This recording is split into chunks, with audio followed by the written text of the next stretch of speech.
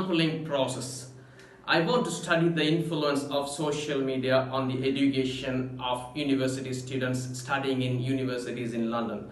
So if I want to do this, I have to collect data from students studying in London universities, and the number of students studying in universities in London is too many. So the population is too big. Now it is impossible for me to collect data from every single student because I have no access to every single one, and it is time consuming and it will take lots of money and energy as well. So we cannot reach every single one, we don't. So what we do, we pick some number of students from this big population and we collect data from that little number, and we assume this little numbers data will represent the data of the whole population. This is what sampling is about. We do sampling because to make our work easy. The challenge is how to pick this representing sample from this big population. There is a process, we call this sampling process. It has 5 steps in it. Number 1, defining the target population. Number 2, determining the sample frame. Number 3, selecting a sampling technique. Number 4, determining the sample size. Number 5, execution. Do all these things in the right appropriate order and manner. Let's have a look at the steps of this sampling process one by one. Defining the target population, which is the step number 1.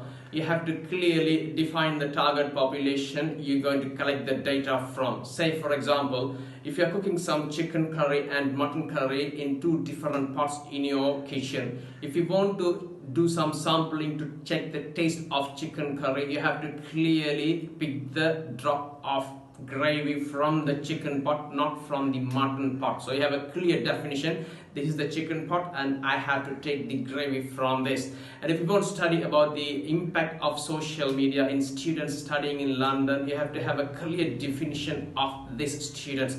You need to know the students should be from a university and they should be from the UK's London city, not from other cities, Manchester, Birmingham. No, the university has to be within the city, within London, and you have to pick students inside the university in London, not from any colleges or any other little institutions. So you have to clearly define this, otherwise you may be picking data from the wrong one, which may be not part of the population you really want to study. So clear definition of your population is the key to limit your data to collect that from that population. Right, step number 2, sampling frame. You have to have a printed physical list of your sample, that is the sampling frame. Say for example again, the influence of social media on the education of university students in London. If you go to each university in London, ask them the list of students they study in the university. So they give you a printout of the student's name in it. That physical list is the sampling frame. So you will get to know how many students are studying in each university, and we can get the total population of students in all universities together. And if you want to study the employees' certain behaviors, you may have to know how many employees are there. So go to the HR department, ask them for the printout of the names of the employees working in the organization. So they give you a printout and you can see how many employees are there in that particular company. So that is the physical list. This is the sampling frame. This will help you to clearly know how many students or how many employees or how many cars, whatever you want to study, are there. Step number 3 in the process, sampling techniques or sampling design. Now, if you have a big population, you have to draw some sample out of that big population. And how do you draw it? Can you simply draw the way you like? Can you just go there, pick this one and that one? Can you do it like that? No, there should be a systematic process, and this is what we call the sampling technique. Census sampling is one of those techniques. If your population is too small, if you can speak to every single one, if you can collect data from every single one, you may speak to every single one to collect data from. This is census sampling. If you have 5 employees in an organization, if you want to study about the motivation of these 5 employees, you can speak to every single one because it's easy, only 5 employees. But if the number of population is very big, you can't speak to every single one, then the census sampling won't help you to collect data from. If the population is too big, you may go for some other different technique.